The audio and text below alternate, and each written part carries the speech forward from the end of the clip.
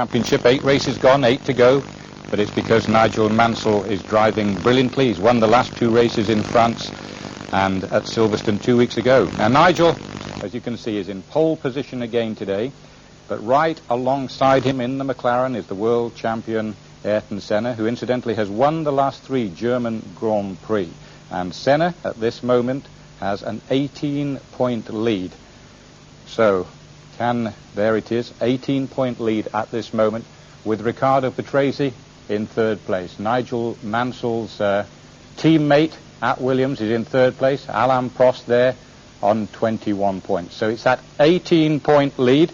Can Nigel Mansell make it 3 wins in a row and become the first British winner of the German Grand Prix since James Hunt? That was at Nürburgring in 1976. There's Nigel in the Williams, and James Hunt, he is, of course, as always, in our commentary box alongside Murray Walker. Yes, good afternoon and welcome to Hockenheim, where the weather is absolutely perfect. As in Britain, we had a couple of days of overcast and threatening rain at one point during the 2 days of practice, Friday and Saturday.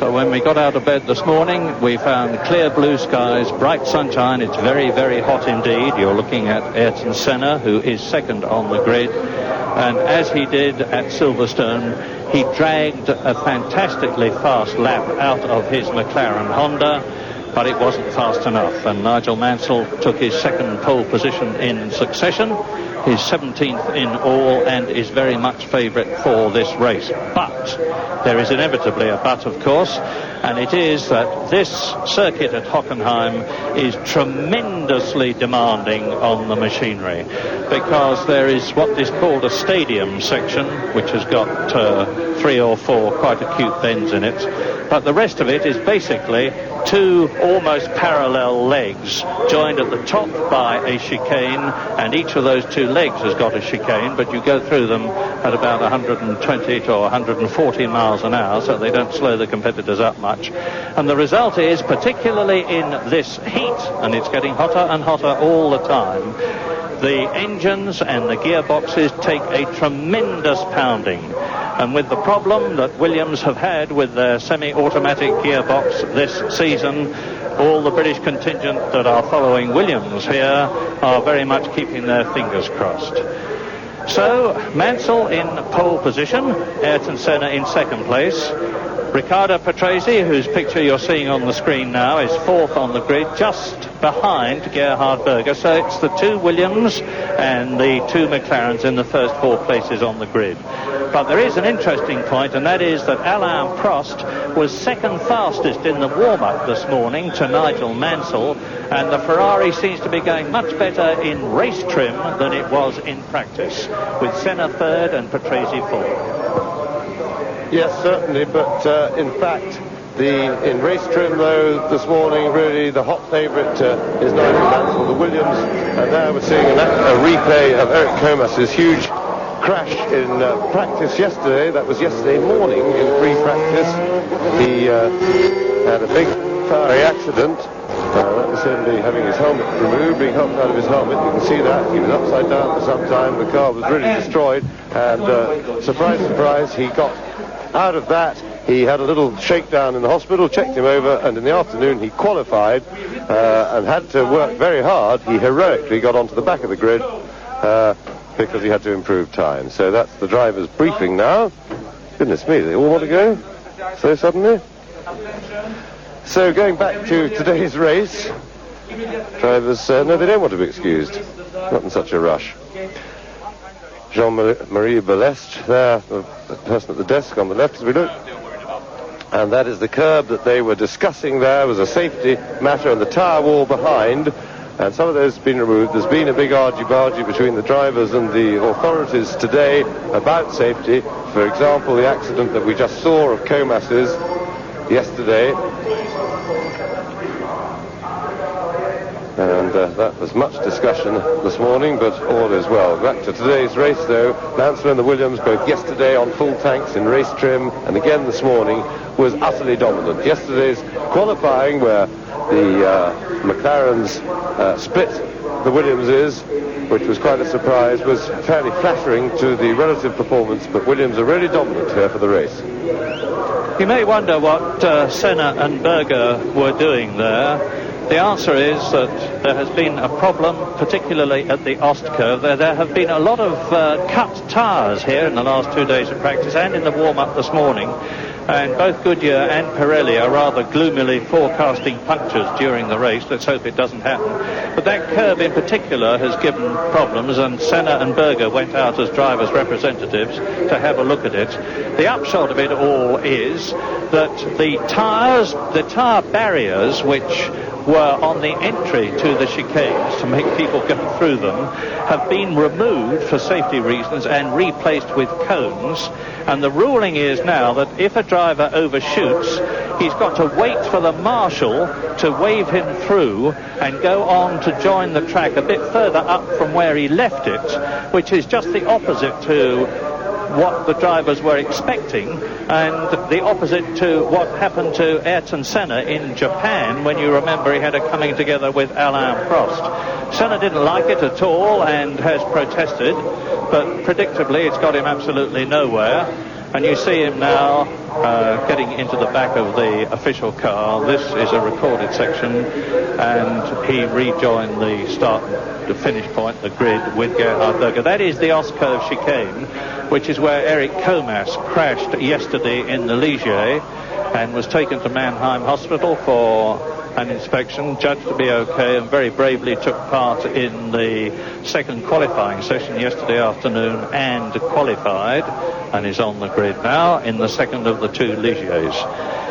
So, will the Ferrari's reliability and improved form today be enough? Who knows? The problem with the Benetton cars and several of the others is that their tyre choice does not seem to be at all appropriate for today's conditions, and frankly no one is expecting them to do very well. Yes, tyre choice, didn't really have much choice. It's all the Pirelli runners who of course are committed for the season to do that. Pirelli, as we look down on the circuit from the helicopter, tremendous aerial shot there of the stadium section. Now on the right of the screen is where they enter the stadium, halfway up the picture, and they come in on they're turning right, come round the left-handed 180-degree Sachs curve, come through the quick wiggle, left and left again onto the pit straight. You can see the pits and the cars on the grid on the left of the picture now, and then they turn right and go out into the country, and you can see the cut through the trees, which is where the road of the circuit goes, running in a long loop way up to the top right-hand corner of the screen. That's the Ost curve at the far end, and back, and there is another good view. So, now back down to the grid. Ferrari certainly are giving it every effort in this race. Prost went well, as Murray so rightly said in the warm-up this morning, and since they came with their revised car for the French Grand Prix, their fortunes certainly seem to have improved a little bit, and tactically it looks as if they are having a bit of a go today as well, because they have put Alesi on the B compound of Goodyear tyre. Now all the other Goodyear runners are running C tyres. We don't know, we know that the softer C compound is very marginal for heat. It's very hot here today. The tyre technicians have been cutting the inside shoulders, shaving down the inside shoulders of the tyres, which is where you get the biggest heat build-up and where blistering tends to start on a lot of the cars. And the C people are all expecting to have to stop. Not a matter of wear, but more of temperature and the tyre performance going off. They won't be struggling for wear. It may well be that Alesi, though, is planning to go the whole race on Bs and try and gain time by not having to pit stop. Ferrari, therefore, as it were, are splitting their effort. They're putting their eggs in more than the one basket. And it remains to be seen how good a tactic that will be. I have been talking a lot about the Jordans in recent races. Eddie Jordan's Irish team from their base at Silverstone, using the Ford HB V8 engine, And unlike Benetton, using Goodyear tyres, which I think are going to be a big help to them in the race today, and significantly, they were 7th and 8th fastest in the warm-up this morning, they being Andrea De Cesaris, the Italian, who starts from 7th place on the grid, and Bertrand Gachot, his French-Belgian teammate, who starts from 11th place on the grid. So they should be in very good shape. The Williams, the McLarens, the Ferraris then are well up on the grid. The two Benettons of Piquet and Moreno, 8th and 9th, then Martini with Bertrand Gachot in 11th place, and Ivan Capelli in the Leighton House in 12th position did not take part in the warm-up this morning because he had a very severe stomach upset, which seems to be all right now because he's on the grid as you look back at Nigel Mansell. Yes, going back to the Jordans, Murray, it's interesting to see that here with the power circuit that Hockenheim is, and where it's very technical for performance, the top teams, the teams with the multi-cylinder engines, the heavily developed ones from the manufacturers, the Renaults, the Hondas of this world, the Ferrari, of course, are way ahead. The Jordans have split, have filled the gap. There's a big gap after the top teams, and Benetton are out of that, maybe as much because of their tyre problems as anything. And the Jordans are filling that gap. There's about 2 seconds of empty space on the grid in the qualifying. And Gachot didn't actually fill that in qualifying, but he did in the warm-up this morning. In the race, we watch out, though, for an early pit stop with the Jordans, because De Cesaris is pretty hard on tyres when there's an overheating problem. And the team expect him to, they're trying to persuade him to look after them and to try and go as gently as possible. They're not confident that he'll be able to do that, and they reckon that he'll be in about 10 laps. But let's hope they've persuaded him. You look down on the grid, and there's about a minute to go before they set off on the assembly lap, the parade lap. You see on the left the massive grandstand. All around the stadium there are gigantic concrete grandstands which will hold 100,000 people, and they are full. Believe me, I can't see a single seat here today. Nobody out on the forest legs because you can't see anything there. But Nigel Mansell starts from the left-hand side of the grid, the right-hand side as you look at your picture, and I'll talk you round the lap as they go so that you can get an idea of the configuration of this 4.3 mile Hockenheim lap. It's a very long lap.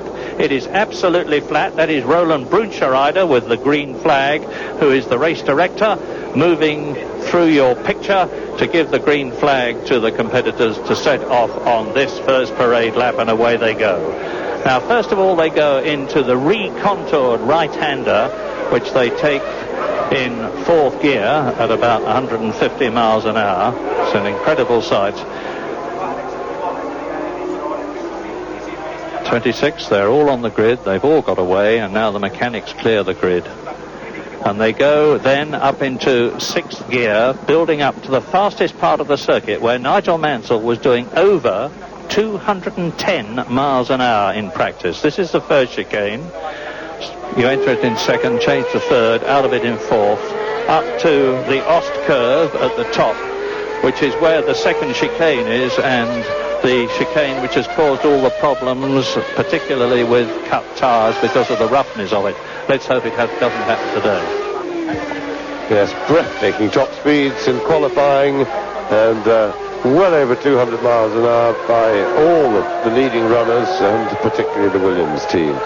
And really, it's very much a chase. The Williams cars, or particularly Mansell. Patrese is not so happy with his car today, and may not be quite as quick. But in every area at the moment, the Williams is absolutely dominant, particularly as we saw at Silverstone on the first lap. Mansell didn't make a good start, and yet he just walked past Senna on the straight going down to Stowe Corner on the first lap.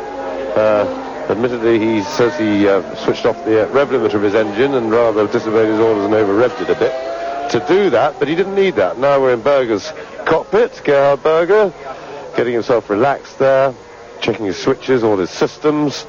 There's a fair bit of technical homework for drivers to do on the parade lap in terms of getting everything absolutely ready for the start, and the engine running exactly as they want it, getting their temperatures right, it's a busy time technically, and then when they come under orders, it's time for the driver really to switch off, to have his technical work completed, and to be onto a full relax mode to get to get the start away by feel rather than by as a technical exercise. So Mansell leading the field round now.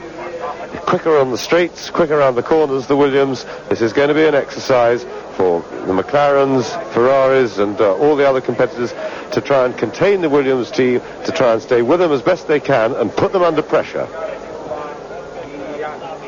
Aguri Suzuki, the Japanese driver in the Lola, has changed to his spare car. You're looking back at Nigel Mansell in pole position now. Suzuki is going to be starting from the pit lane because he had a problem with his race car.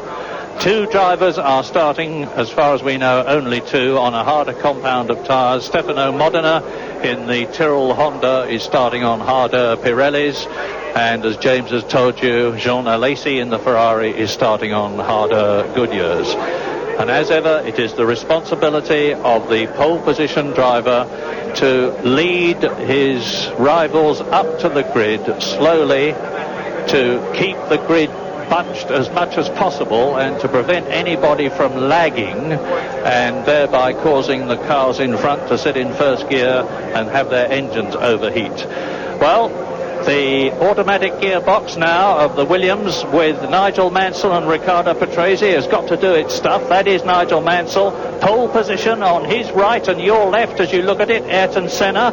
All the cars are in the position. The green flag is being waved at the back. As ever, watch the lights. It's going to be 45 laps, 190 miles, round 9 of the 16-round World Championship. And Mansell's got a flyer. And Berger passes Senna. Gerhard Berger goes up into second place.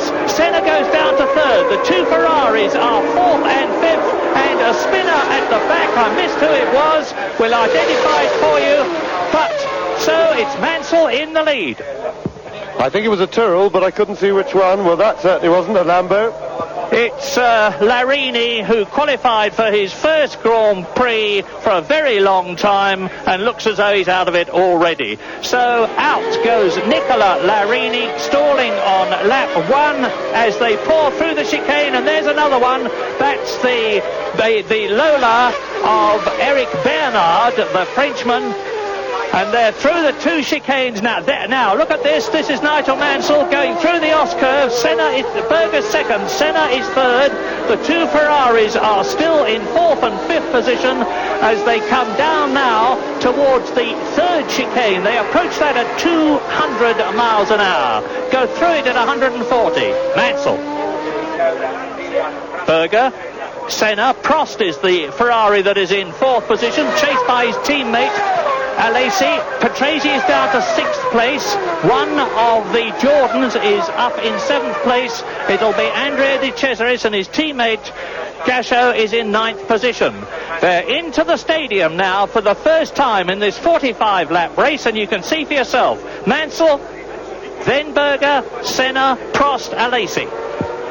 Yes, and Mansell already stretching it, looking very comfortable. Don't think he's had to press around this first lap. Berger following, and there Patrese is the man to watch. The Jordan of De Cesaris going well yet again. That was Gasho and the other Jordan going through.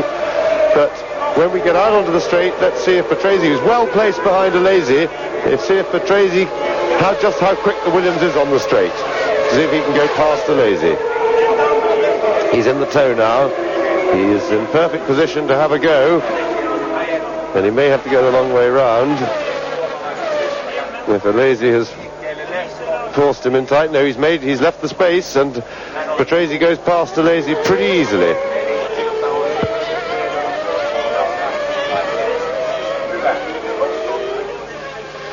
All through the chicane, and after the first lap, Nigel Mansell already had a 1.6 second lead. This is the S-curve. Berger, Senna, Prost, Patrese up to fifth, Alesi sixth, De Cesaris is seventh, Nelson Piquet is eighth, Roberto Moreno is in ninth position, Pierluigi Martini is in 10th place, down to the third chicane for the second time in this 45-lap race. And it looks already as though Mansell's problem is going to be reliability rather than speed, and it's certainly no problem about driving ability. Well in the lead. Yes, his most difficult bit of driving today is going to be keeping his concentration absolutely together. Now we look at an action replay at the start, and we appear to be a little bit in the middle of the field. You see it's all reasonably ordered at the front as the leaders get around, but look towards the last third as things get a bit tight now. Going down the inside, the green car on the right there, and inside a little bit of contact right at the very back. Yes, and boom, there we go. And the car's just sort of spinning around all over the place. And that was Mark Blundell's Brabham I saw spinning there. So at the end of the second lap, Mansell leading comfortably, stretching it away, no problem at all for him. Berger still holding off Senna quite comfortably, but very early days yet, and with the heat problems for tyres, the leading drivers at the moment will be more concerned about protecting their tyres as we get the first pit visitor, and it's Mika Hakkinen in the Lotus who is into the pits. They're changing tyres, but I'm sure it's more than just that. In the meantime, as I say, the leading runners at the moment, I'm sure, will be more concerned about looking after their tyres and preserving them to get the best performance out of them, not overheating them. Remember, with the heavy fuel load that they've got right now, in order to get a better performance in the race a bit later on. Mansell. Now Mansell's out on his own, but there's the two McLarens. Prost is holding them. Patrese is with Prost. Alesi not so far behind. Then the gap with Nelson Piquet in 7th place. Andrea De Cesaris is 8th. Roberto Moreno is 9th. Martini is 10th. Bertrand Gachot is in 11th place. Ivan Capelli is in 12th position. And they go round the stadium section again, round the Sachs curve. Now this is Riccardo Patrese's car we're with. Ahead of him is the Ferrari of Alain Prost. Ahead of Prost is Ayrton Senna. So you can see how close it is for 2nd, 3rd, 4th and 5th place as Mansell goes over the line to complete his 3rd lap, leading now by 2.5 seconds. He's made the fastest lap of the race so far, 1 minute 47.5. It's very early though. It'll get a lot quicker as the fuel load goes down, but he's building a handy cushion and he can control the race from the front, hopefully pulling away from his point of view, because there's a very tightly knit battle behind, and there it is as Prost in 4th position pushes Ayrton Senna very hard indeed as they go through the chicane. And I do believe that Ayrton Senna has got some sort of a problem already, because look at the way that Gerhard Berger is starting to pull away and the Ferrari and the Williams behind are crowding him. Yes, certainly Prost starting to press Senna, but remember the Ferrari did go well in the warm-up this morning, and Senna won't be able to press Berger a lot harder because he'll be in the turbulence of Berger's car. And I should think Senna will be rather hoping that Patrese can distract Prost's attention by attacking him from behind, take the pressure away from him. So this is where the battle is developing, and this would seem to be the important sector of the race. Mansell is going comfortably away on his own. I'm quite sure he's under no real pressure. He's taking it pretty comfortably, not got plenty in hand. But here is the battle. That is Jean Alesi, who is in 6th position. On your right of your screen, so Senna 2nd. Sorry, Berger 2nd. Senna in 3rd position. There is Prost in 4th place. And Mansell now goes through into his 5th lap, 2.2 seconds behind. Berger speeded up a bit. He's caught up a little on Mansell. Not a significant amount, but he's pressing on. And meantime, you can see in the background that Patrese is pushing Prost very hard indeed. Prost in 4th position and Patrese right up behind him. Yeah, there they go. You see the sparks flying, and Riccardo Patrese pulling out of Prost's slipstream and trying to go through. Yes, and Patrese is very important at this stage of the race. He's got the fastest lap in the race already. On the 2nd lap he did that when he was clear. He's now in the traffic, but McLaren's certainly at the moment are having to try and race Williams for the championship in from Senna's point of view, tactically rather than in pure racing, because they can't beat them. And one of the things that they would like is, of course, for Patrese to do well in order to dilute the Mansell efforts in terms of World Championship points. Yeah, Mansell, of course, Mansell has got 2 cars here today, and or rather during the meeting, and Patrese has just the one. Mansell has the rights to the second car. You can see him leading the race quite comfortably now. Berger second, and once again Patrese swarming all over the semi-automatic gearbox of Alain Prost Ferrari as they come into the stadium for the 5th time. So we're over 1/10 race distance already in this race, which should last about an hour and 20 minutes, with Nigel Mansell coming through to complete his 5th lap. He was leading by 2.2 seconds. He crosses the line now. Berger crosses the line now. And the gap is 2.8 seconds. So Mansell's pulling away. Senna, Prost, Patrese, Alesi, then a gap with Nelson Piquet in 7th place ahead of Andrea De Cesaris.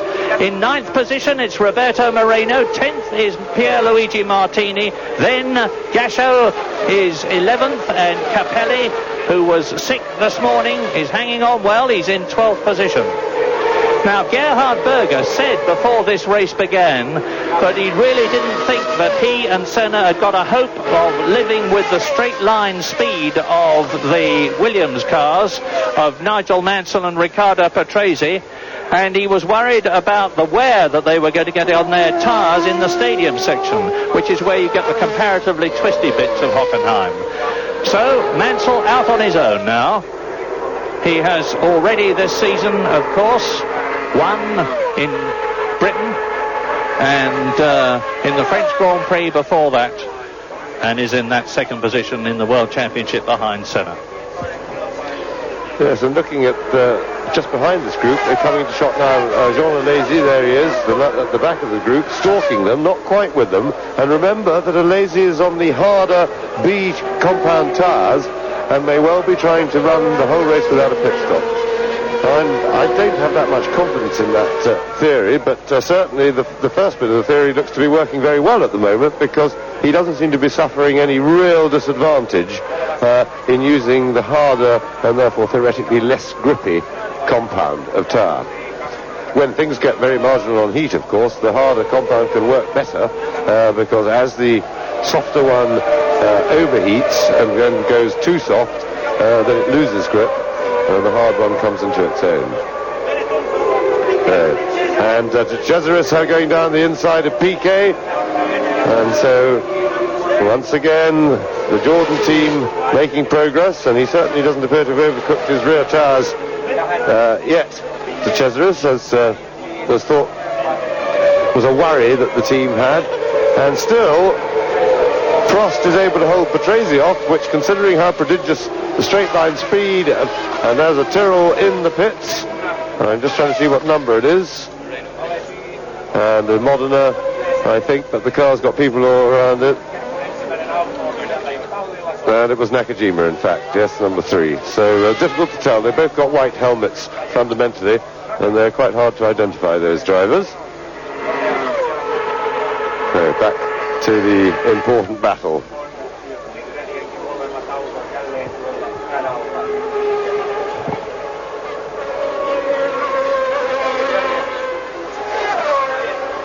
On lap 7, and as you can see for yourselves, Gerhard Berger has eased away from Ayrton Senna, and Patrese, Prost and Senna in 5th, 4th and 3rd places are absolutely together. Now, Alain Prost will come up on the rear wing of Ayrton Senna's McLaren Honda. It's an interesting technical situation here. The McLaren with its Honda V12 engine, the Ferrari with the V12 Ferrari, the Renault with the V10 Renault in the Williams, and here they come towards us now. Senna 3rd, Prost 4th, Patrese 5th, no change, but Mansell is now on lap 8, 4 seconds ahead of Gerhard Berger. He's just again broken his own fastest time so far. It's still well off the lap record held by Thierry Boutsen from last year in a Williams, 1 minute 45.6, and Mansell's fastest lap so far is 1:46.5. You're with Patrese. Nigel Mansell then is in the lead, and then the next British driver is a long way down because Mark Blundell is in 25th position. Oh, I've missed Martin Brundle, my apologies, who is in 15th place. So Mansell leads, Brundle is in 15th position in the Brabham, and his teammate Mark Blundell is in 24th position as Patrese tries again to take Prost, who is trying to take Senna. 3rd, 4th and 5th. Yes, and it is interesting that Patrese can't really even get out of the toe, get right up to the gearbox of Prost. Okay, Prost is picking up a toe from Senna's car in front of him, and Prost is having a look. But this three-car battle with a McLaren and a Ferrari sandwiching it at either end is beginning to heat up now. Interesting psychic battle of minds here between Senna and Prost. Remember that as far on the matters of overtaking, Senna has Prost very much where he wants him in terms of sight. Berger comes through, and there's the battle behind them. And it'll be interesting to see just how Prost sets about his task of passing Ayrton Senna. He certainly feels very much the man at the disadvantage when it comes to head-to-head battling to get the position going into a corner. And Prost is really on top of Senna now, and he's trying both sides. Senna making his McLaren very wide down the straight there, on the verging on the shall we say, not quite etiquette, verging on the non-etiquette there. And while all this is going on, of course, with Senna, Prost, Patrese and Alesi in the background fighting each other and occupying the whole of the track and not necessarily being able to take the best line, it means that Gerhard Berger is pulling away from this battle for 3rd position. Indeed, the gap is almost 2 seconds between the two McLarens now, because Ayrton Senna's got his wings full of Ferrari and Williams. There's the confirmation. Mansell 5 seconds ahead now. Another fastest lap, 1 minute 46.167. Here they come. And Patrese going for it. Patrese having a look round the side of Prost Ferrari. And I remind you again, as James has told you, that Jean Alesi is still in a strong position. If he's made an inspired tyre choice, and we won't know until later in the race, he's still well within striking distance of the 5th, 4th and 3rd battles, and even Ayrton Senna, who is 2nd. Yes, and it really is fantastically easy for Mansell. It's just like Silverstone. He said it was very difficult after the race, but he was in a minority of one. Everybody else thought it was a very, very easy win for him. And it looks like that today. He seems to be able to go a second a lap quicker than the others at will. He's matching his pace to the struggling, breathless, pursuing pack. And of all of them, the most breathless is Alain Prost, who's looking pretty charged up.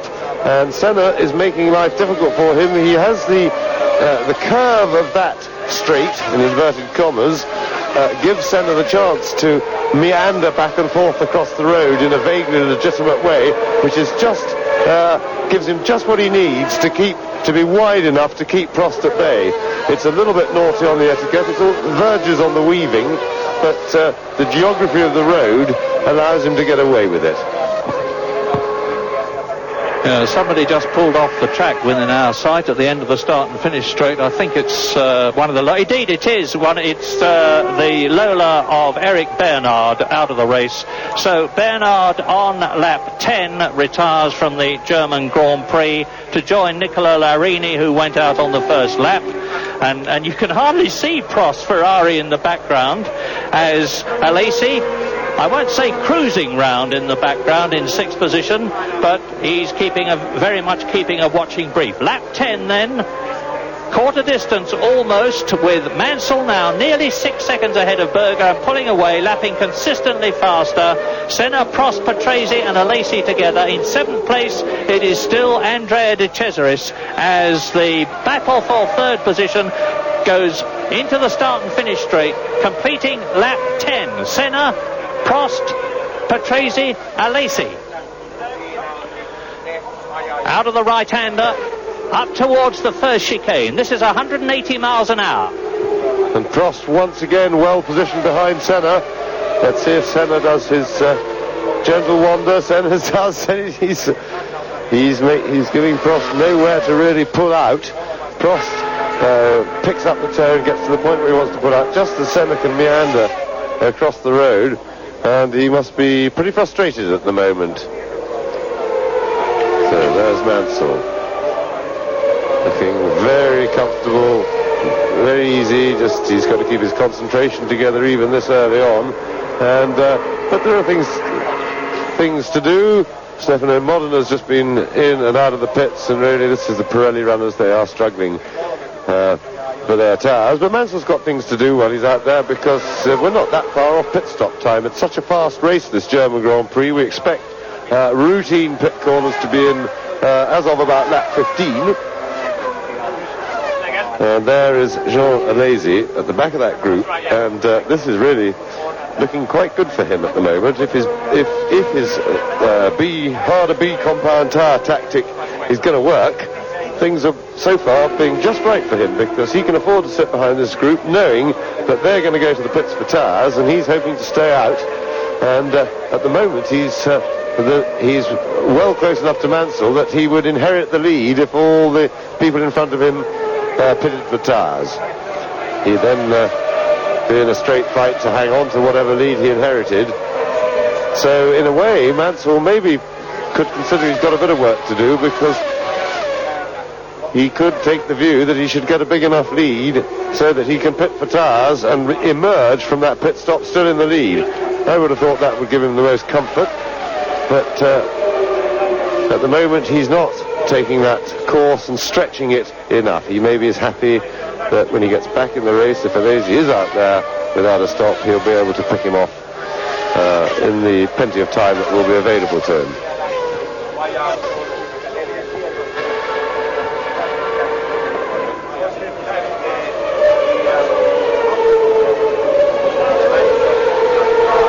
Lap 12, race order, Nigel Mansell leading Gerhard Berger by just over 7 seconds. There is Berger, the battle for 3rd position behind him, headed by the obdurate Ayrton Senna, who's refusing to move over and let Alain Prost forth through. Riccardo Patrese just behind Alain Prost. There he is in 5th position, and just ahead of Alesi. There he is, who is in 6th position. Andrea De Cesaris is about 9 seconds in 7th place behind Alesi. Well ahead now of Nelson Piquet, who is 8th. That is Pierluigi Martini, who has spun and will be retiring because, yes, out of the car he gets, because he can't restart the engine and he's not allowed to push.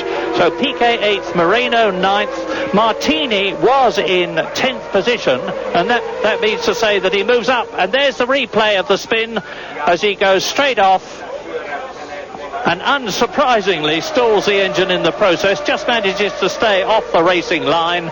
The leaders now are on lap 13 in this 45-lap race, and Nigel Mansell, as I said, he's now over 8 seconds ahead.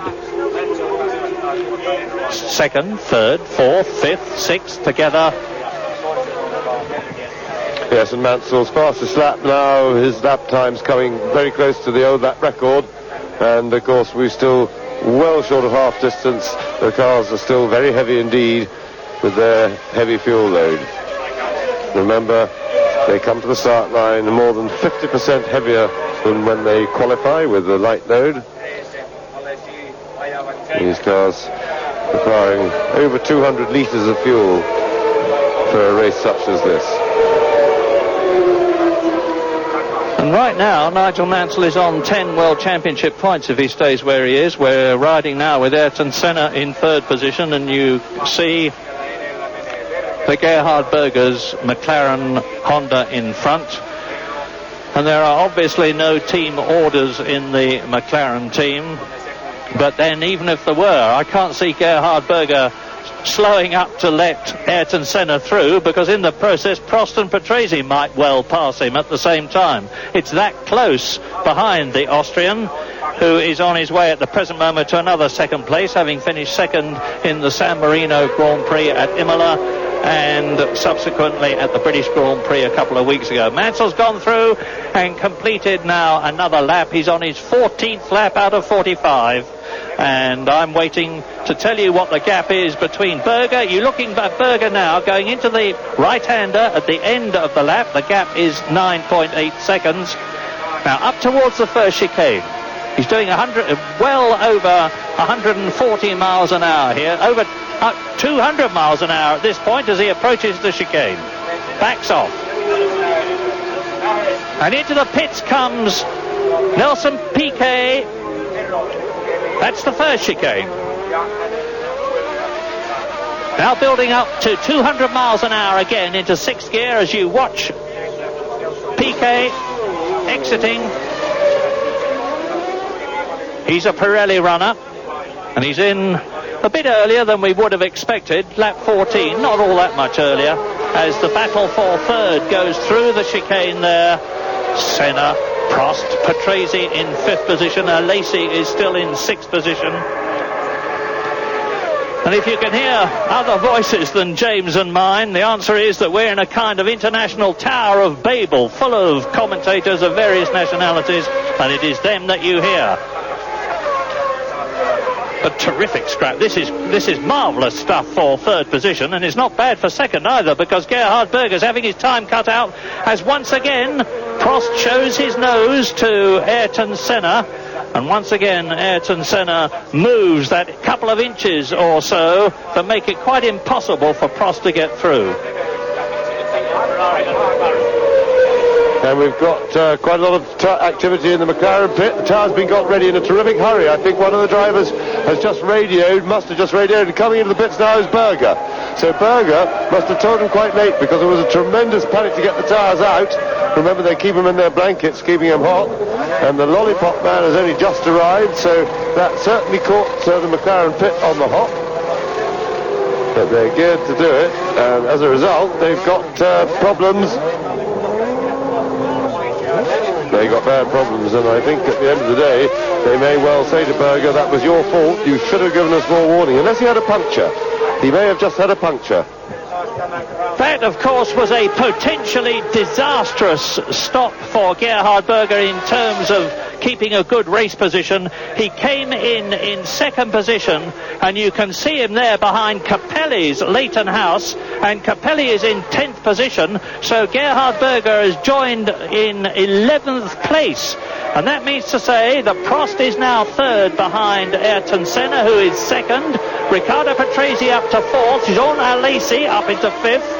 Gerhard Berger well down. Andrea De Cesaris is verging on getting onto the leaderboard. And Nigel Mansell goes serenely on his way. So that's the first of the important tasks. Nigel had better not do too much of that. He locked up momentarily there and will have given a little bit of extra wear to his tyres. Let's hope he didn't flat spot the left tyre. Yes, and of course De Cesaris is in fact already on the leaderboard. He's in sixth place, because Berger emerged from the pits behind him. Moving up sixth, and that's the other Minardi out of the race. That's Morbidelli. So in short order, we've lost both Minardis. Put it in gear, old chap. It's rolling backwards. Go on. Quick. Oh, that's all right.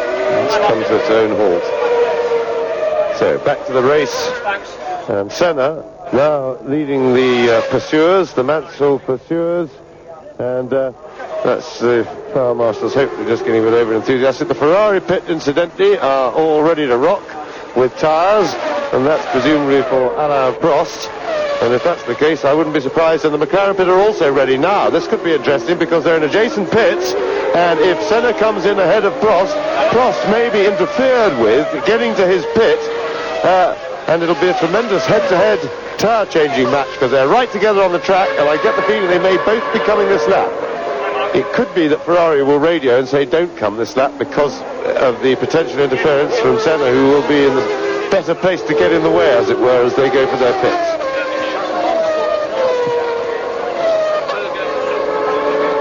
Now, you may have wondered if Gerhard Berger, if what I had said earlier on, came in with a puncture. The answer is he most certainly did not come in with a puncture. It was a routine tyre stop.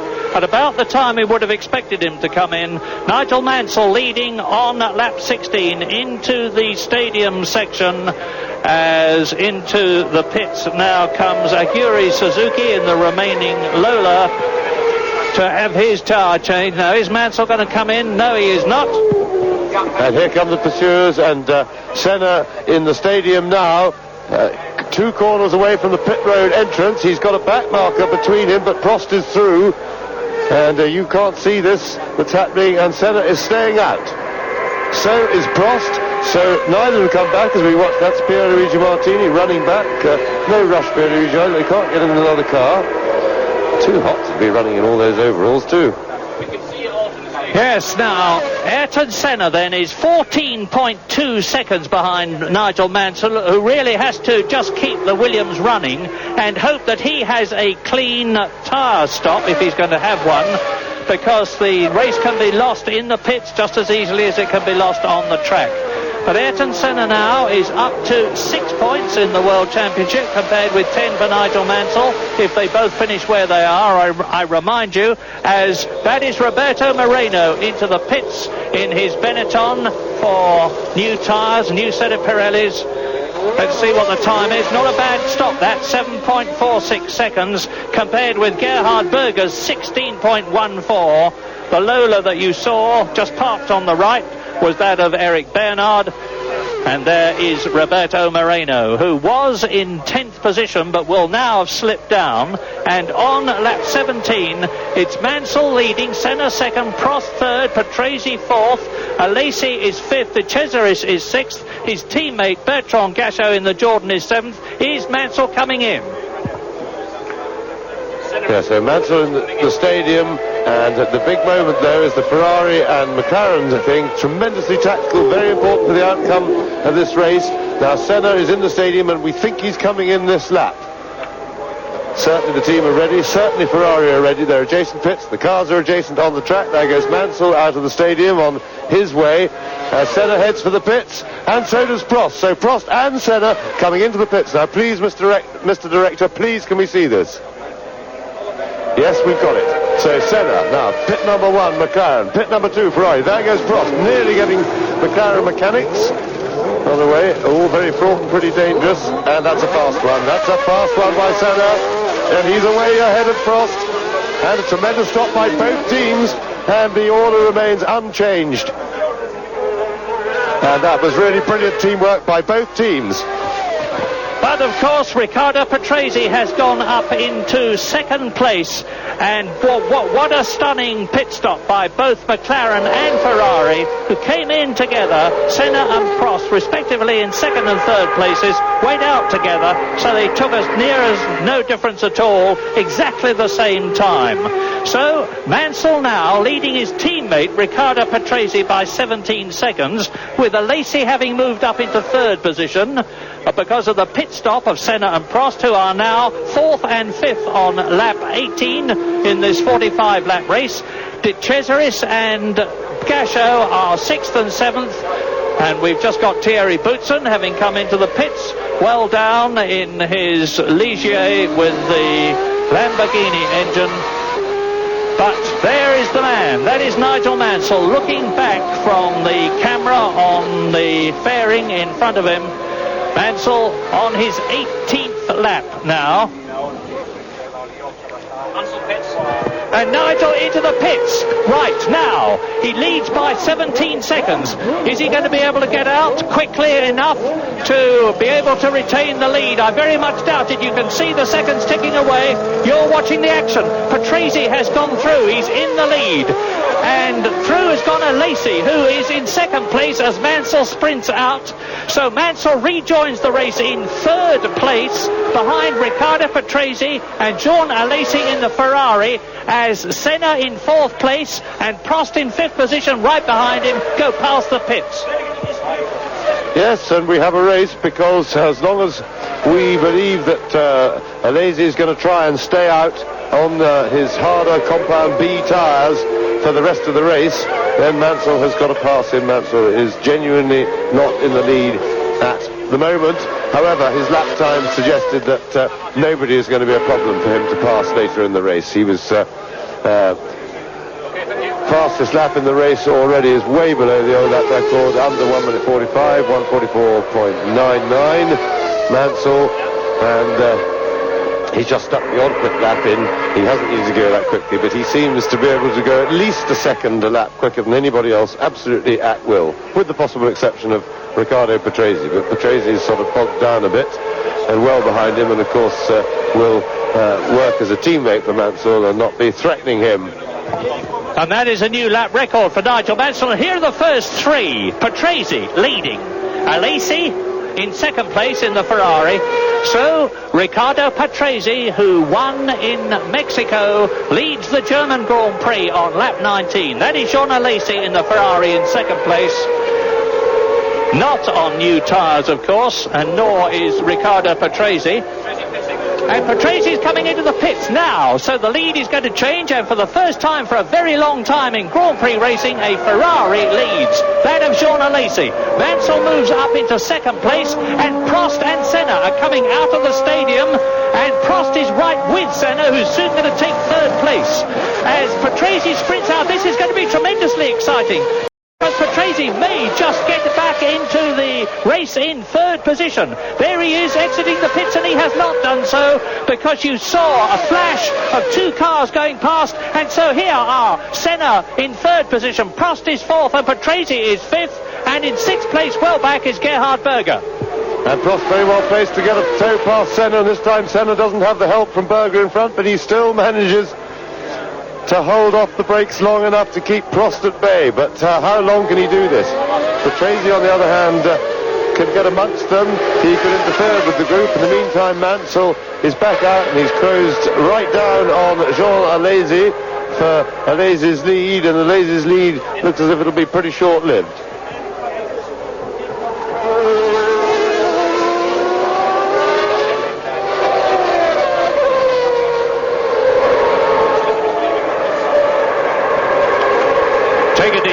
Lap 20.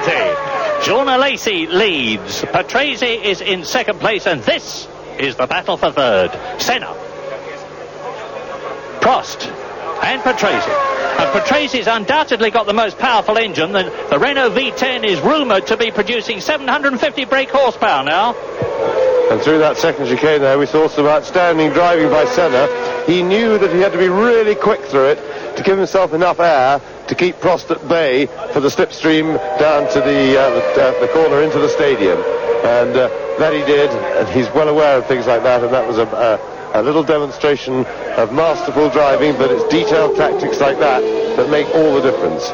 Certain corners he has to be particularly quick through, and to, as it were, build himself up for those, save himself for those. And this is another one, out of the stadium onto the straight.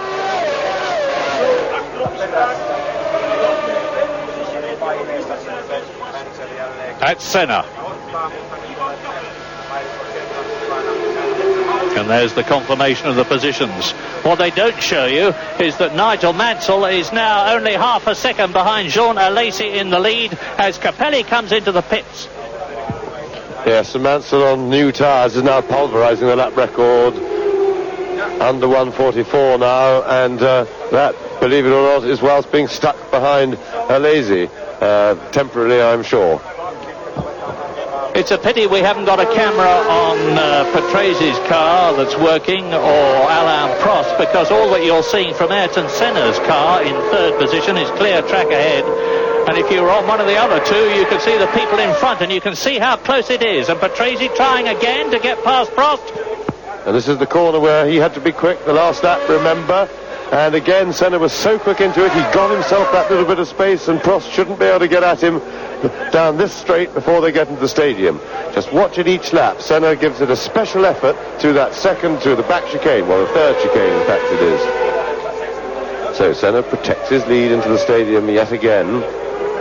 He comes under most threat though, of course, and there's one of the Tyrrells, and that looks like Nakajima. And Nakajima for more tyres, and a fairly quick pit stop, but they're in trouble. It's a troubled day for the Tyrrell team. So, Senna now, this is the straight where he comes under the greatest threat from Alain Prost, or will be now, going out of the circuit, out onto the straight up to the first chicane. Remember, he has that bit of slight curvature in the road which allows him to wander across the track, and Patrese now putting Prost under threat. Can Patrese go around the outside of Prost? He's looking like it. Fighting stuff. Both sides will Patrese, and Patrese gets in front of Prost. So that will be a great relief to Ayrton Senna for the moment. Riccardo Patrese up into 4th position. Now, can he get past Ayrton Senna? They're tackling a tail-ender. They both go past him. And you're looking now, Mika Häkkinen in the pits in his Lotus, and there's obviously some sort of a problem. He is well down the field, Mika Häkkinen. He was told when this race began to take it easy and hope that a lot of people would retire, and sadly it looks as though he's going to be one of them, and his German new teammate Michael Bartels just failed to qualify. But now Riccardo Patrese, having disposed of the Ferrari, and he is in 4th position, hopes to dispose of Ayrton Senna and maybe even gain on Jean Alesi, although Patrese is some 13 seconds behind Alesi's Ferrari, which is 2nd. And Mansell leads. There he is, Nigel Mansell, ahead of Jean Alesi. Look how much Mansell has pulled out now, 1.5 seconds in the lead. So Mansell on his new tyres, as James has said, pulverising the lap record. He's gone round in 1 minute 44.7, which is very nearly a full second faster than Thierry Boutsen's last year lap record. And Patrese ahead of Senna and Prost. So it's Mansell leading, Alesi 2nd, Patrese in 3rd position. The Williams are really getting the hammer down. And down to that 4th position goes Ayrton Senna, and it looks to me as though he may lose it to Alain Prost, who's having another go. Look at this. And it looks as if the personal battle between Senna and Prost is being handled very dominantly by Senna, because there's no doubt that Senna, here you can see Senna as Patrese comes past him. This is a replay from when Patrese got down the inside of him going into the stadium. But back to reality, and certainly Prost seems to have the car advantage. I feel that Prost could go quicker on his own. The warm-up times this morning suggested that. Ferrari's recent form has suggested that, but Senna, with the dominance he has in the head-to-head situation with Prost, seems to be handling it despite his disadvantage car-wise. So Patrese, nice and easy. Gerhard Berger still in 6th place with his slow pit stop. He lost some time. He's some 8 seconds, as you see there from the caption, behind Alain Prost, but by no means out of it. Still very much there to pick up the pieces. And in the meantime, Jean Alesi is falling away from Nigel Mansell pretty quickly, as we expected. Once he had to relinquish the lead, he could no longer deny Mansell's speed and charge. But in the meantime, Patrese is catching Alesi at 2 seconds a lap, because Alesi was some 13 seconds ahead a lap ago. The gap is now down to 11.7 seconds, so we'll watch that gap as Patrese, Senna, Prost and Berger all pursue Alesi, who is trying to be the tortoise, as it were, and go through without a pit stop on the slightly slower or harder B compound of tyre.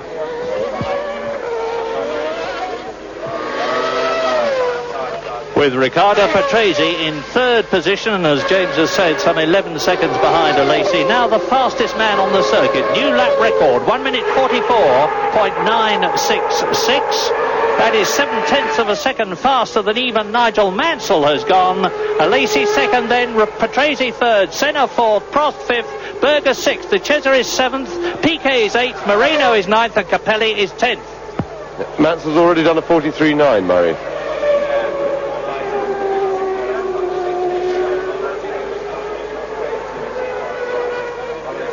So Alesi. Now, Alesi having to work very hard indeed. He won't be too concerned about chasing Mansell. His concern will be what's happening behind him, as his 11 seconds it was when they last crossed the start-finish line, 11.7 seconds, as that advantage is being rapidly dissipated by Patrese. He would expect Patrese to catch him quite quickly, but he'll be more concerned about what's happening behind him, and that will be Senna and Prost. Very important to Alesi to be able to beat his teammate Alain Prost at Ferrari.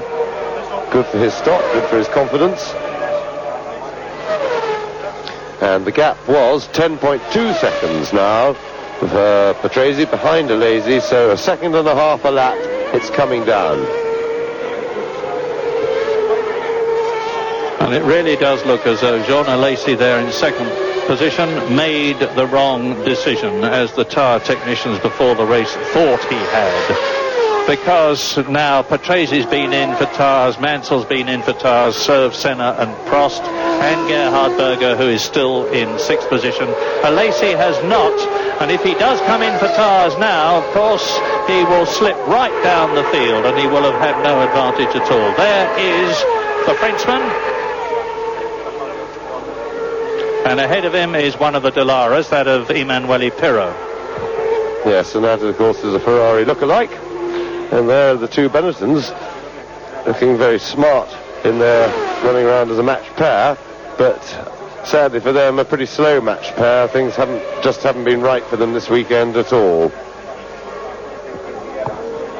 In 8th and 9th positions, Piquet in the red helmet with the Ford HB V8 engine behind him, and his countryman and great personal friend, both of them from Brasilia, Roberto Moreno, in 9th position, driving for his first full season in a real works team. Nigel Mansell now is on lap 26 in this 45-lap race, so well over half distance as you watch Piquet and Moreno. Moreno actually has a bit of a psychological problem. He defers to Nelson Piquet, who was responsible for him coming to Europe in the first place. And I think actually, mentally, Roberto Moreno's a bit unwilling to pass Nelson Piquet. And in the background, you can see Ivan Capelli, who's had an absolutely terrible season, 8 failures to finish so far. And in the 9th race of the season, he is now in 10th position. He's in the spare car, by the way. He had a broken engine on the warm-up lap. The Ilmor V10 let go, and Capelli had to leap into the car. Now you are looking at the McLaren and the Ferrari together of Ayrton Senna and Alain Prost, 4th and 5th. And Senna not only continues to hold Prost back, but is pulling away from him now. And it's lap 26, Mansell leading Alesi by 6.5 seconds. Alesi very quick at the moment, faster than Mansell. But Patrese in 3rd position, 4th is Senna, and the gap between Patrese and Senna is 3 seconds. Prost is 5th, Berger is 6th, and then Andrea De Cesaris and Piquet 7th and 8th. Yes, and the gap that matters most for the championship at the moment is the gap from Alesi to Senna, because we have to assume that Patrese, who's catching him pretty quickly, will do that. But Alesi is about 12 seconds in front of Senna, and I'll monitor that gap for a couple of laps just to see if Senna is catching, and if so, by how much. Now there's Riccardo Patrese coming up behind Emanuele Pirro, who is in 16th place, about to be lapped by the 3rd place man.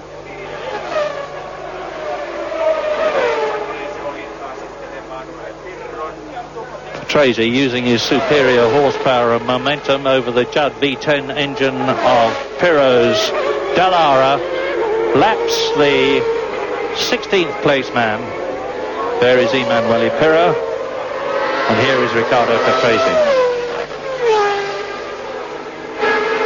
And it's getting to be a pretty close run thing, because for second place, because Patrese is closing all the time. He's lapping consistently faster than Jean Alesi before him. You will remember that not so very long ago, there is Patrese. The gap was over 11 seconds, and now, as you see, it's down to 7.8. with Patrese lapping consistently at least a second quicker. So that means to say that in probably less than 7 laps time, round about lap 33 or 34, Riccardo Patrese will be challenging Alesi for second position, and I think Alesi will be powerless to do anything about it because his tyres must be getting pretty worn by now. He's on the same set that he started. Yes, and but Senna is the man who's looking for points. Any small point score is all a help in trying to keep that lead as wide as he can against Mansell. And he is also catching Alesi, but not as quickly, of course, as Patrese. And he's catching him at about sort of 3/4 of a second a lap. Now, they've just gone past, and I can tell you what the gap is. Alesi is some 10.6 seconds ahead of Senna. So it's coming down, but coming down reasonably slowly. It may well be that it'll be quite a close run thing at the end of the race, if assuming that Alesi's tyres hold up, continue to perform well, and he doesn't have to pit. Senna coming up to lap Pirro, but Prost is too far back to do anything about it. Yes, and in fact Prost's attack on Senna seems to have calmed down quite a lot now. I think maybe that in the initial flurry after the pit stop, he in attacking Senna, he may have cooked his tyres a little bit, and may now be giving both them and him a rest, ready to, he hopes, I'm sure, to mount another onslaught later in the race. When I say to give him a rest, I should explain that to run very close to the car in front is a great deal more physical effort. I mean, it almost doubles the amount of physical effort required to drive the car for 2 reasons. One is because on the mental side, your visibility is much, much smaller, so it's much more stressful because when you're tucked right under the rear wing of the car in front, you have very limited vision of where you are on the track. All you can see is a huge, great rear wing in the back of a car filling your eye line, so you have restricted view. But more importantly, the car, you're in the turbulence of the car in front, in the hole in the air made by it. Your wings don't work as well, so you don't have as much downforce, therefore not as much grip. Therefore, your car slides about much more, and you have to fight it a lot more. Well, we're riding with Nigel Mansell and Satoru Nakajima, who has announced here in Germany that he's retiring from Grand Prix racing at the end of this season, has also retired from the German Grand Prix. He was in 18th position, and he joins Nicola Larini, Bernard Martini, Morbidelli and Gugelmin. And Nigel Mansell, that you are looking at now, is on his 29th lap. He is leading Jean Alesi by 9 seconds. Alesi is now only 5 seconds, and that's Piquet out. Nelson Piquet, I saw him park by the side of the track, so the Benetton is out, and Nelson Piquet, who was in 8th position after his tyre stop, is out. Now that's a pity for him. He's had a very consistent season, 5th in the World Championship, but Mansell, you are watching, and those dots show you what the gap is, and you can see how far Mansell is ahead of his rivals. Yes, and referring back to what you mentioned just now, Murray, of Satoru Nakajima and his retirement, brings us to an interesting thing, because for some time now I have propounded this theory that Nakajima is actually not strong enough to really drive these Formula One cars properly in the dry. In fact, that is something that he has finally, because of his retirement, has come out with and publicly agreed with. He said today that yes, he supported that theory, and that was one of the reasons for his retirement, and that does go back to why he went so well in the wet, that he has the skills, that his diminutive stature and everything, these cars really are very heavy physically, and he has, as I say, agreed that in dry conditions it is too much for him to really master the car and be as quick as he could otherwise be. Well, there's a young man who has no problems. That is Jean Alesi in second position. Well, he has got a problem, actually, come to think of it. It's Riccardo Patrese. Now, Alesi has speeded up a bit, He was fastest on that last lap in 1 minute 44.6, but Patrese is gaining consistently all the time. It's just 5 seconds now, and it's starting to get very interesting between Jean Alesi there in second position in the Ferrari, now 10 seconds behind race leader Nigel Mansell on his 30th lap, and Riccardo Patrese, who is about 6 seconds ahead of Ayrton Senna. We may even see them in this shot. Yes, there is Patrese in the background, and there was Senna as you watch 3 times world champion Nelson Piquet walking in after his retirement. And Piquet is a man who's already won the German Grand Prix in his earlier days 3 times. Yes, and I'm watching these lap times carefully. As I told you, the key battle for the World Championship, oddly enough, involves Alesi defending what is currently second place, may well be third, from Senna, who's currently in fourth. And the situation is that now that the newness of Senna's second set of tyres has worn off, Alesi is certainly holding Senna's pursuit. He's holding him at bay. If anything, he's now marginally extending his lead over Ayrton Senna, and certainly he is. He's now started to go away, and the gap is now some 11 and a half seconds. So he's improved it by nearly a second.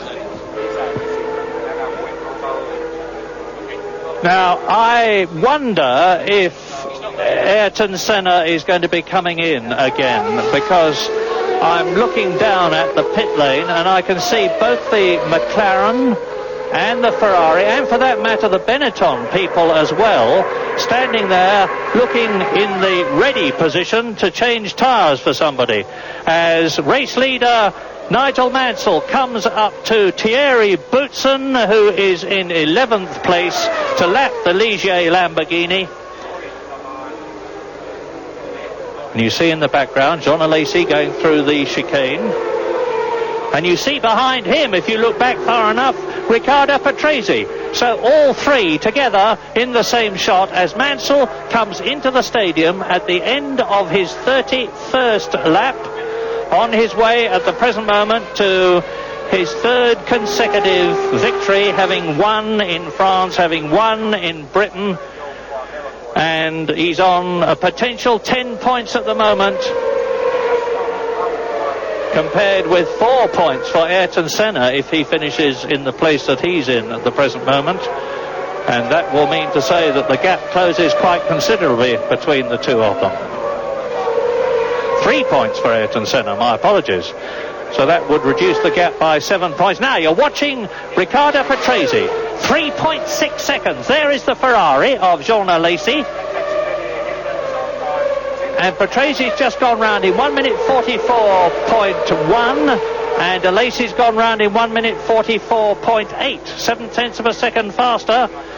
Doesn't sound much, but it's enough to keep chipping away at the gap between Riccardo Patrese there, who started this race saying that he wasn't too happy with the handling of his Williams. Doesn't seem to have deterred him too much. And there's Alesi. Now watch Patrese. Senna in 4th position, Prost is 5th, Berger is 6th, Andrea De Cesaris is in 7th position, Roberto Moreno is 8th, Ivan Capelli is still running in 9th position. Is he going to finish here? Gasso is 10th, Boutsen is 11th and has been lapped, as you know. Martin Brundle is in 12th position, followed by Leto 13th, Modena 14th, Pirro is 15th, Mark Blundell is in 16th position. Now, down in the pit lane, I hope listening to me, is Ron Dennis. Ron, in the present moment, as team manager and boss of McLaren, you see Senna in 4th place and Gerhard Berger 6th. Happy or unhappy? Well, Murray, we're here to win. Quite obviously, we're not here to come 4th and 6th. But this is one race in 16, and obviously we're focused on doing the best we can here, improving the car before the next Grand Prix, and hopefully getting back to where we normally are. Thanks for that, Ron. Now, can you tell us, and the rest of the world for that matter, are you expecting Senna and Berger to come in for tyres again? No, I don't think anyone's making any more spots for tyres. Thank you very much, Ron Dennis. So, So we are on lap 33 then, out of 45. You're watching Nigel Mansell, and we've watched in the past, of course, particularly the British Grand Prix, and thought how effortlessly Nigel Mansell was dealing with everything, only to learn from his very lips afterwards that in fact he had, he said, a multitude of problems. Usually, he said, the gearbox. Well, let's hope that that's not a problem in this race. Now, there is Riccardo Patrese, and the gap is down to just over 2 seconds now, because as you see, he has made the fastest lap of the race, over 146 miles an hour, and he's very much within sight of the second place Ferrari of John Alesi, who is 11 seconds behind Nigel Mansell. Alesi, Patrese, you saw in the background Senna into the stadium at the conclusion of lap 32. Mansell into his new lap.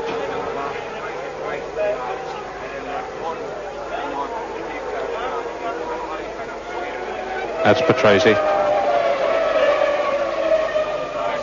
Alesi goes through 11.5 seconds behind Mansell, 2.1 seconds ahead of Riccardo Patrese.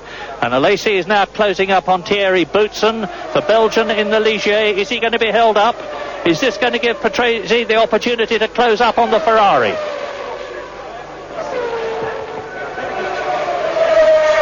And Alesi didn't quite make it. He had a look, but oh yes, and Boutsen just left the space for him there.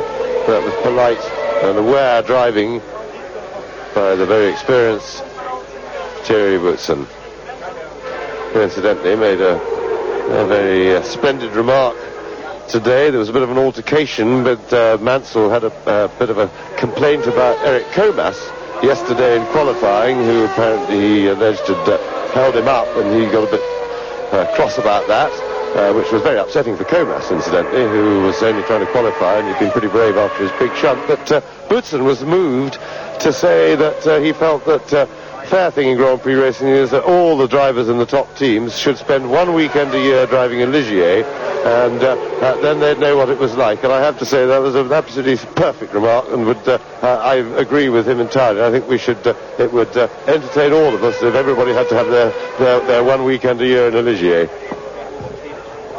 And it's not without its humour, in a way, that the Ligier is the fourth biggest funded team in Grand Prix racing, and that the Larousse Lola team, with their British-built chassis and British engines, are doing much better than the much better funded Ligiers.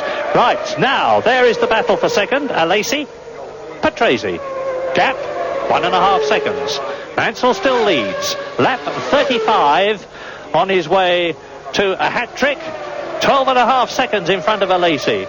Senna is doing nothing about Patrese. He is now 11 seconds behind the Italian in the Williams Renault. Senna in fourth position, and he's 1.7 seconds ahead of Prost, who is fifth, who is 7.5 seconds ahead of the sixth place, Gerhard Berger. Yes, and the Senna chase of Alesi has stabilised at about 12.5 seconds. Senna is now holding him, but he's running out of time to do anything about catching him. So Patrese still in pursuit, and Mansell very comfortable indeed in front. And Alesi, I must say, has driven extremely well in this race.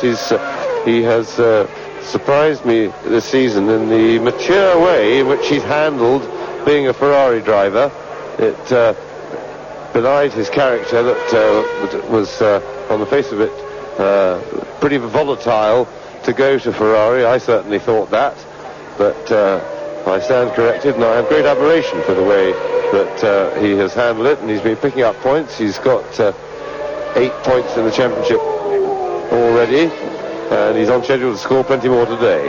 So Patrese now starting to move in, getting in position to attack, and once he gets right up on the gearbox, not close enough quite on the straight, I don't think, but he will start picking up the toe now as they come out on the straight. Remember, they're reaching just over 200 miles an hour as they approach, as they come onto the brakes for the first chicane. Not just, well, he's having a look down the inside, but there's no rush. I think Patrese is well aware they've got a straight line speed advantage as well, so when he gets in the exact position he wants, like about 2 to 3 lengths behind Alesi coming onto a straight, it's not going to be a problem for him, so he doesn't have to hurry.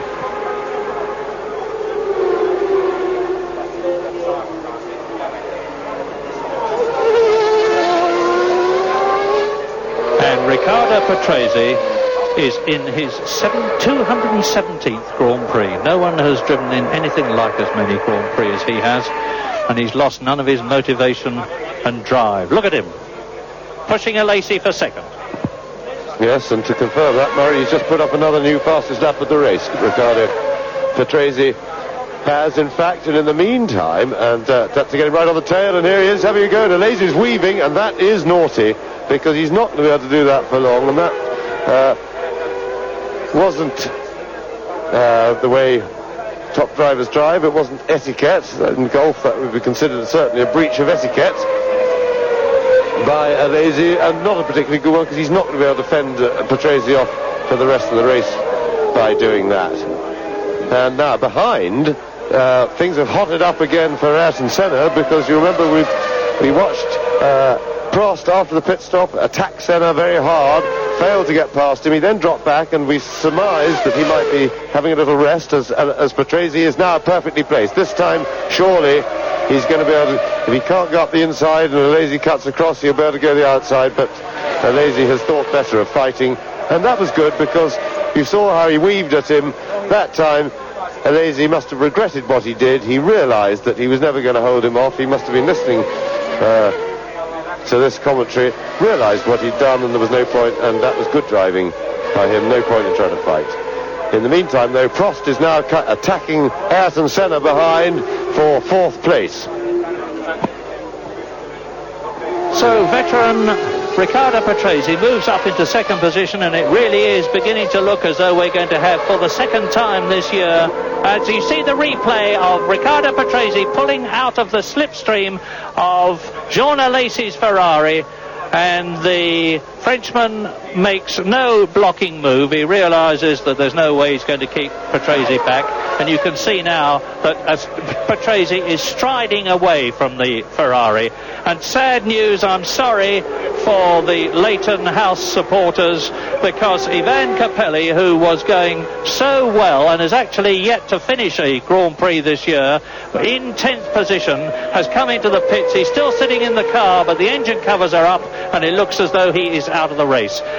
As you watch now, Riccardo Patrese, now only Nigel Mansell is in front of him. Martin Brundle, incidentally, is in 14th place in his Brabham Yamaha, just ahead of his teammate Mark Blundell, who is 15th. And the race order is now Mansell, Alesi, Patrese, Senna, Prost, and the battle is there. Yes, at last. I've just been waiting to get a picture of this, because Prost is climbing all over the back of Senna now, and we've picked up the battle. It's been raging for 3 or 4 laps, in fact, already, and Prost well placed. 8 laps to go, there you see the caption. And Prost is, as we predicted, mounting a late charge to try and get that 4th place wrested away from Ayrton Senna. Senna again. Oh, and Prost tried down the outside. Oh! And Senna forces the mistake. He gave Prost a hard time. Now Prost has to wait till the marshal signals him back onto the track. And that lets Berger through by the look of it. And so a big delay now. He's in the hands of the marshal, and he's still being held. And it looks like Prost has stalled his car and has got out, and that is a disaster. And could this to be now Senna pushes Prost over. Prost locks his brakes. Senna gives him no room. A bit naughty. He put him almost onto the grass, and Prost locked everything up. And that is a disaster for Alain Prost. Well, if ever there was a replay of the Japanese Grand Prix situation between Prost and Senna, then both in the McLaren team, that was it. And Prost is out of the race.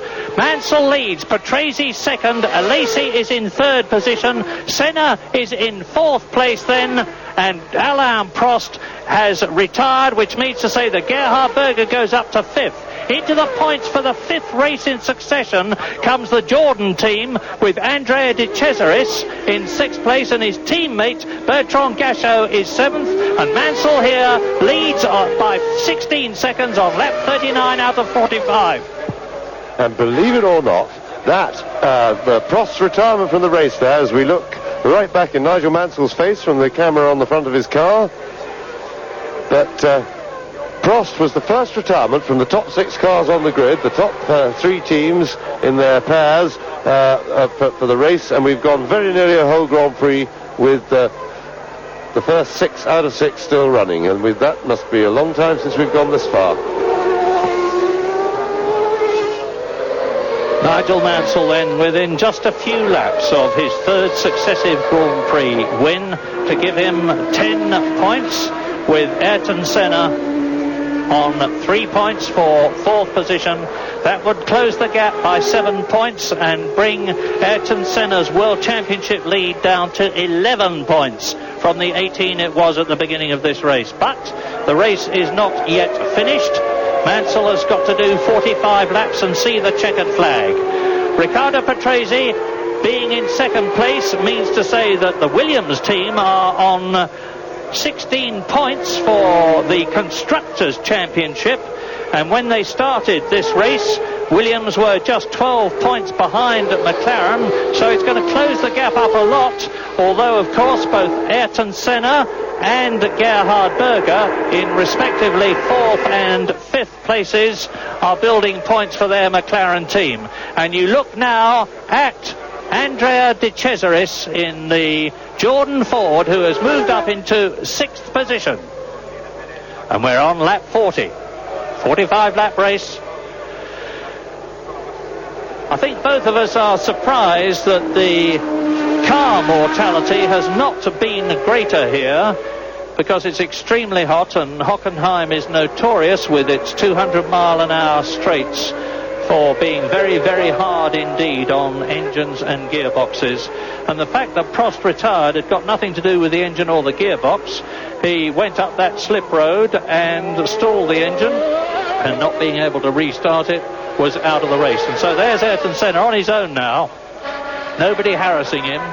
4th place, and Gerhard Berger, who is his teammate, and certainly team orders will apply there, because Ayrton Senna has been given the 2nd car out of order here in Germany. It was to have been Berger's first choice to have availability of the 2nd car. There is Berger. You can see how close it is between Ayrton Senna in 4th place, Berger in 5th place on this, the 40th lap, with Mansell leading by nearly 16 seconds, his teammate Patrese, and he's coming up now to lap Roberto Moreno in the Sol Benetton, who is in 8th position. In fact, race order on lap 41, Mansell leading Patrese by 16 seconds. Alesi is in 3rd place, well ahead of Ayrton Senna, who is just ahead of Berger, 5th. De Cesaris 6th, Gachot 7th, Moreno 8th, Boutsen 9th, Pirot 10th, Martin Brundle and Mark Blundell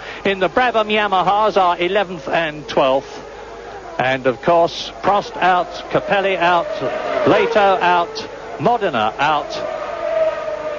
And Mansell is now on his 41st lap.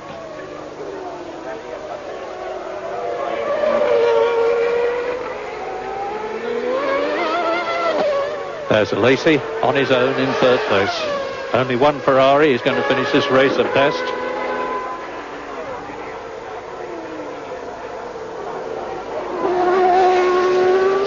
Potential points for Williams as you look at Riccardo Patrese in 2nd position. 5 points for McLaren at the moment. So the gap comes down to 11 points, but the gap comes down by 11 points between McLaren and Williams, and it would mean that Williams were only 1 point behind McLaren in the Constructors' Championship, provided they finish where they are now, my usual caveat. There's Alesi, still on the same set of tyres, and you see Senna diving through the chicane in the background. And Mansell has just entered his 42nd lap. 4 laps to go, including the one that he is on, each of 4.2 miles, so what, about 16, 17 miles to go between Nigel Mansell and the Williams Renault, and victory for the 3rd race in succession. Winning in France, a superb win in Britain, which will be long remembered by the thousands and thousands of people who are lucky enough to be at Silverstone to see it. That very, very disappointing Canadian Grand Prix for Nigel Mansell, where he coasted to a standstill on the very last lap to finish 6th after a commanding lead. And as you look at number 32, that is Bertrand Gachot. Now, there is a bit of a fight going on now between Gachot, Moreno and Boutsen, who are both a lap down, 8th, 9th and 10th, and that is Ayrton Senna. So the Brazilian has been fighting for points for the last 4 races. He won the first 4, of course, failed to finish in the points in Canada, was 3rd in Mexico, 3rd in France, 4th in Britain, and at the present moment it looks as though he's going to finish 4th in Germany. He said at the beginning of the season, and look at Berger. Now, Berger is closing right on Senna. I wonder if he's going to have to keep back. He can afford to do so because De Cesaris is 33 seconds behind him, and I can't see Berger being allowed to pass Senna. No, I'm sure he won't, Murray.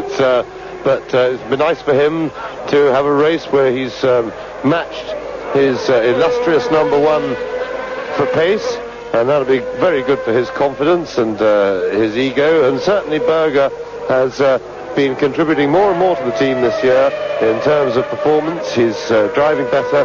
It's taken him a while to really get the hang of being in the team with somebody as demanding and as total as Ayrton Senna, in total in terms of the commitment he demands from the team to him, which of course means that the number 2 driver necessarily at first will feel a bit like a spare part in the team.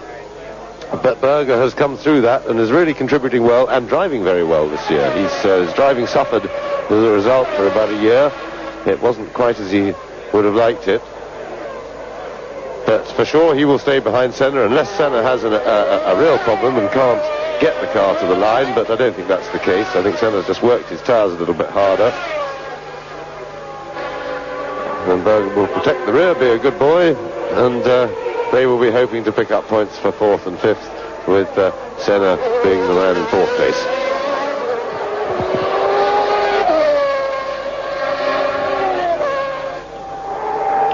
Really not a very happy race for Ayrton Senna, as you see Riccardo Patrese and now Jean Alesi in 2nd and 3rd places on lap 43, and in the background Senna, there's Berger. And Mansell goes through over the line to complete his 43rd lap. He is now on his 44th and last lap but 1. He's a long, long way ahead of the opposition. He's driven an absolutely superlatively good race. The gap between himself and Riccardo Patrese now on lap 44 is 16 seconds, and Patrese is 5 seconds ahead of Jean Alesi. Unless there is a mechanical problem, I can't see there being a change in the top 6 places at the present moment, because Mansell's got an enormous cushion between himself and Patrese. Alesi, I remind you, is still on the same set of tyres that he started this race, and he must be balancing that Ferrari on the track virtually with about 700 horsepower under his right foot, and he won't be in any position to challenge Riccardo Patrese for 2nd place. And Alesi is 5 seconds ahead of Senna, and you can see the gap between Senna 4th and Gerhard Berger. There he is in 5th position. And Alain Prost, I think, will probably be saying some very harsh things about Ayrton Senna after this race. He will, I suspect, maintain that the Brazilian consistently blocked him and prevented him from getting through. Well, a bit of controversy is always interesting and exciting. Yes, and there's been plenty between these two. There's no love lost between them, and I agree with you, Murray. I'm sure Prost will feel very aggrieved by that. But it's difficult for me to assess. Senna's tactics, I feel, were hard but just about fair. And I don't think Prost would be right in being aggrieved, and one would have to say at the end of the day, it's up to him with his level of experience to look after himself as Nigel Mansell sets off on his last lap of the German Grand Prix. Big, comfortable lead over his own teammate Riccardo Patrese, and really this has been a fantastically easy race for Nigel Mansell, and following on his very, very easy win for Silverstone. And let's hope that he doesn't find that it was so difficult to talk about it being easy, because maybe he just felt after Silverstone that there's some sort of sin in having an easy win, and it devalues it, because nobody else could see all the difficulties that he thought he had at Silverstone.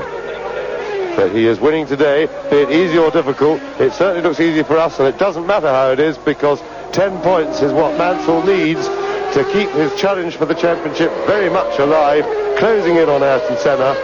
And really, things seem to be going very much Williams' way. Patrese a good second place, Prost a miserable race, finished out of the points. And that's a bit of tape, and that looks like Senna. Ayrton Senna has stopped out on the circuit. Now, what is this? And points gone for McLaren to second race running. Well, that really blows the World Championship for Ayrton Senna. He's not going to score any points. So the thing that was flapping from Nigel Mansell's helmet is the bit of piping that connects the medical air bottle to his helmet. But it really doesn't matter now, because Mansell is into the stadium. Nigel Mansell, red 5, is on his way to his 19th Grand Prix win. He took the English greatest ever driver lead from Stirling Moss when he won his 17th Grand Prix. Then he won 2 weeks ago in Britain, and now he wins here in Germany. Nigel Mansell wins the German Grand Prix, his 3rd Grand Prix in succession, to get 10 World Championship points. Now, the championship gap between himself and Ayrton Senna as Riccardo Patrese finishes in 2nd place, and across the line there is the Ferrari of Jean Alesi in 3rd position, and Gerhard Berger is going to come in 4th position. Now, behind Gerhard Berger and on the same lap is Andrea de Cesaris, and for the first time ever, this incredible Jordan team looks as though, and you're watching Nigel Mansell on his rundown lap, it looks as though the Jordan team are going to get both their cars home in the top 6, with Andrea de Cesaris provisionally in 5th place and Bertrand Gachot in 6th position. But it has been Nigel Mansell's race, and there is the waving arm of victory of Nigel as he coasts round, and I look across the stadium and I can see the distinctive double green and blue car of Andrea de Cesaris coming through to finish in 6th position. And I think, and this is subject to confirmation, that Ayrton Senna is actually going to get 1 point for 6th position, as he managed to get points in the same way in Britain. But yeah, there's Gachot coming in, but he's a lap adrift, and Senna will have got round further. Now, this is all very much subject to official confirmation, but definitely there is the winner. Thumbs up from Nigel Mansell. And Senna and Berger drive round in their positions, and there's a replay of Senna going off and Berger going through. And now, last time, you remember, it was Nigel Mansell in Britain who carried Ayrton Senna home on the side pod of his Williams Renault. And hats off again, incidentally. Yes, Bertrand Gachot is home in 6th position. So, Mansell, who brought Ayrton Senna home in Britain, brings himself home after a magnificent victory in Germany, and the World Championship gap between himself and Ayrton Senna comes down now to only 8 points. And it started this afternoon with a gap of 18 points. Nigel Mansell is definitely a potential world champion of 1991, but there are still 7 races to go, and McLaren and Honda will be continuing very hard indeed to try to close the gap.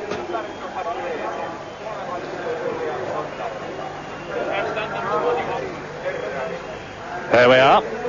Ayrton Senna leads the World Championship by 8 points from Nigel Mansell. And really, it's between those two now, with Riccardo Patrese having added to his score by another 6 points. Alain Prost still in 4th position. But victory in Germany for Nigel Mansell in the Williams Renault by 14 seconds from his teammate Riccardo Patrese. 3rd, the Ferrari of Jean Alesi, just about 4 seconds behind Patrese. Gerhard Berger 4th, with the sensation of Ayrton Senna retiring.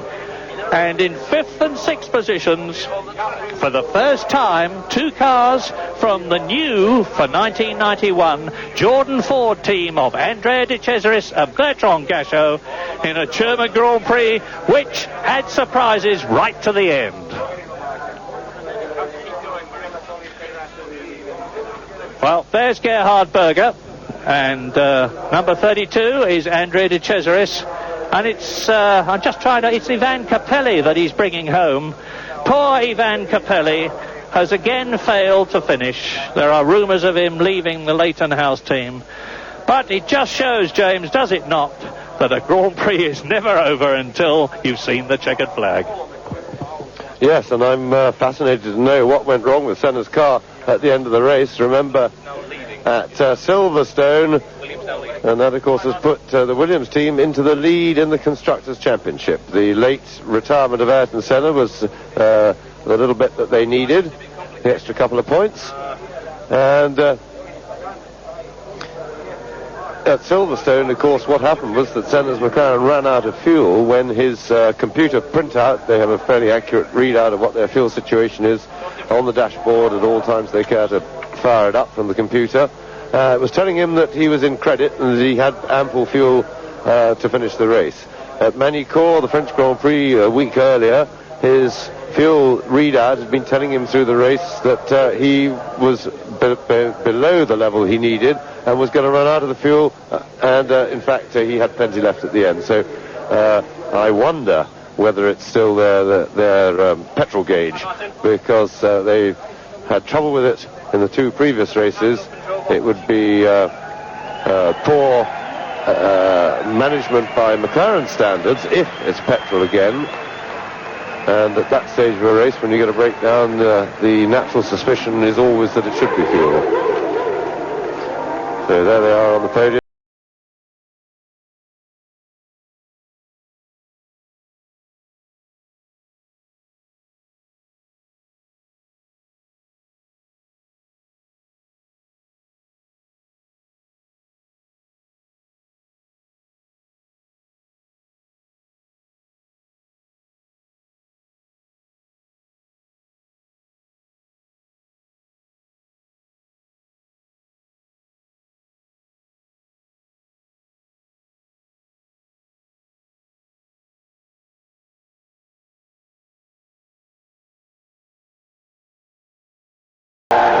He's aged a bit. Oh, there he is.